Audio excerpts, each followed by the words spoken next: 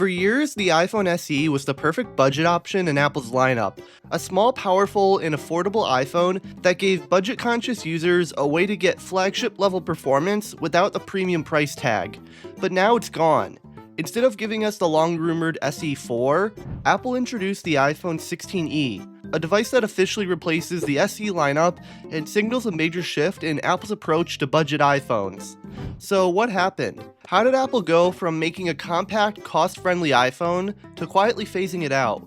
And more importantly, does the iPhone 16e actually carry on the SE's legacy, or is Apple completely done with what made the SE special? So let's take a look at the rise and fall of the iPhone SE, why Apple ultimately abandoned it, and what the shift means for affordable iPhones. Back in 2016, smartphones were getting bigger, but not everyone wanted a massive screen. Apple had just gone all in on larger displays with the iPhone 6 and 6S, but there was a problem. Plenty of people still loved that smaller form factor of the iPhone 5 and 5S. They didn't want to be forced into a bigger phone just to get the latest features. And that's exactly why Apple introduced the iPhone SE. At a first glance, the SE almost looked identical to the iPhone 5S. Same compact size, same aluminum build, same chamfered edges, but inside, that's where Apple packed some serious upgrades. It had the same A9 chip as the iPhone 6S, making it just as fast as Apple's latest flagship at the time. It also had an upgraded 12-megapixel camera, could shoot 4K video, and supported live photos. Basically all the things you'd expect from a high-end iPhone, just in a smaller package. But one of the biggest reasons why the iPhone SE was such a big hit? The price. At just $399, it was the cheapest new iPhone you could buy. Compared to the starting price of the iPhone 6S at $649, it was a steal, especially for people who wanted a high-performance iPhone without breaking the bank. So it's no surprise that the SE became a fan favorite. It was compact, powerful, and affordable. Three things that Apple usually doesn't put together in a single device. But as we'll see, this perfect balance didn't last forever. After the SE's strong debut, it seemed like Apple had found the perfect formula. A compact phone with flagship performance at an affordable price.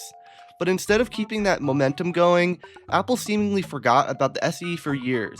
So what happened? If you look at Apple's lineup in the years following the original SE, one thing becomes clear. iPhones kept getting bigger and more expensive. The iPhone X in 2017 introduced an edge-to-edge display and Face ID, making the home button and smaller screens feel outdated. With the iPhone XS, 11, and beyond, Apple's focus was clearly on high-end full-screen devices. The SE, on the other hand, was stuck in the past. Apple didn't give it an update in 2017 or 2018, leaving small phone fans wondering if they'd ever get another compact iPhone. But it wasn't just Apple that moved on from smaller phones. Consumers did too. When the original SE launched in 2016, a 4-inch screen was still considered usable. But as apps and media became more optimized for larger displays, people slowly started getting used to having more screen real estate. Even longtime small iPhone users eventually caved and switched to bigger devices simply because they made day-to-day tasks easier. This shift in consumer behavior made the SE feel less necessary. Apple likely saw the declining demand for smaller iPhones and didn't prioritize in making a new one, especially when its larger models were selling just fine. But after years of silence, Apple finally brought back the SE in 2020. For fans of the original, this should have been great news, but something was different. Instead of keeping that compact 4-inch design that made the SE stand out, Apple took a different approach. The 2020 iPhone SE wasn't an evolution of the SE at all. It was an iPhone 8 with a new chip. It had a 4.7-inch screen, a home button with Touch ID, and a single camera. In a time when Apple was fully invested in edge-to-edge displays and Face ID, this design already felt a little outdated. But what made it stand out was the performance. Apple packed the A13 Bionic chip, the same one in the iPhone 11, making it one of the most powerful budget smartphones on the market at the time. The price was also a huge selling point. At $399, it was the cheapest way to get a brand new iPhone, and for that reason, it sold pretty well. People who didn't care about flashy features just wanted a simple iPhone that worked, and the SE filled that role.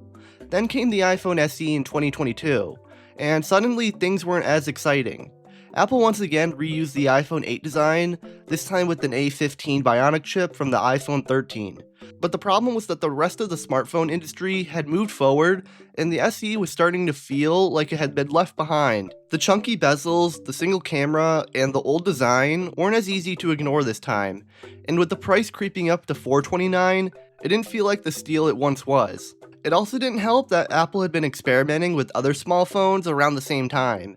The iPhone 12 mini and the iPhone 13 mini were meant to offer the best of both worlds, a compact size, but with modern features like an edge-to-edge OLED display. But those didn't sell well either. It seemed like Apple was realizing that the market for small phones just wasn't what it used to be.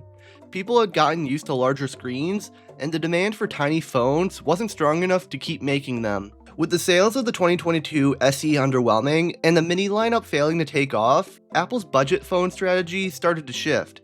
The SE, once the go-to option for people who wanted an affordable iPhone, was no longer the obvious choice. People looking for a cheap iPhone were either buying older flagship models or switching to Android, where they could get better displays and more cameras for the same price. And after years of speculation about whether Apple would release an iPhone SE 4, Apple took a different route. Instead of continuing with the SE lineup, they introduced something completely different, a device that was widely rumored to be the next iPhone SE, but ended up taking on an entirely new identity, the iPhone 16e. The 16e marks a shift in Apple's approach to budget-friendly iPhones. While past SE models focused on keeping an old design alive by upgrading the internal specs, the 16e adopts a more modern look and feature set. Gone is the home button, replaced with a 6.1-inch edge-to-edge OLED display, bringing it in line with the rest of Apple's lineup. Unlike previous SE models, which were based on outdated iPhone designs, the 16e borrows elements from the mainline iPhone 16 models while keeping costs down by removing premium features like ProMotion and some advanced camera tech. One of the biggest shifts with the 16e is its pricing and positioning. While the SE models were priced aggressively low, typically launching around $399 or $429, the 16e comes in at $599, placing it in a new category. It's no longer the ultra-budget option, instead it's an entry-level model for people who wanted an iPhone without jumping to the premium tier devices. While it does pack Apple's latest A18 chip and Apple Intelligence, it lacks key elements found in the flagship 16 and 16 Pro models, such as MagSafe and multiple camera lenses. This shift suggests that Apple has moved on from the idea of a true budget iPhone. Instead of reviving the SE as an ultra-affordable device, Apple is using the 16e to bridge the gap between standard iPhones and older models still being sold at discounts. This also means that if you were hoping for a return of the compact, lower-cost SE, the 16e likely signals the end of that dream. This move aligns with Apple's broader strategy of driving consumers towards higher-margin products rather than offering a low-cost alternative that undercuts their main lineup. With the SE seemingly gone for good, it marks the end of an era for those who wanted a truly compact, affordable iPhone. But could Apple ever bring the iPhone SE back in the future? It's hard to say. The smartphone industry seems to have made it pretty clear that small phones just don't sell well anymore, and Apple seems to have accepted that. The mini lineup didn't take off, the 2022 SE didn't sell as well as expected, and now the 16e is here to replace the budget iPhone entirely. But if there's one thing we know about Apple, it's that they don't mind shaking things up when the time is right. Maybe down the line, if there's ever a demand for smaller, affordable iPhones again, they'll bring back the SE in some form. But for now, it looks like the iPhone SE era is officially over. It had a good run, and it gave a lot of people an iPhone experience without the premium price tag. But Apple's focus has shifted, and the SE is now just another piece of Apple history. But do you think Apple made the right move by killing the SE, or do you think there's still a market for a small budget-friendly iPhone? Let me know what you think in the comments, and thanks for watching.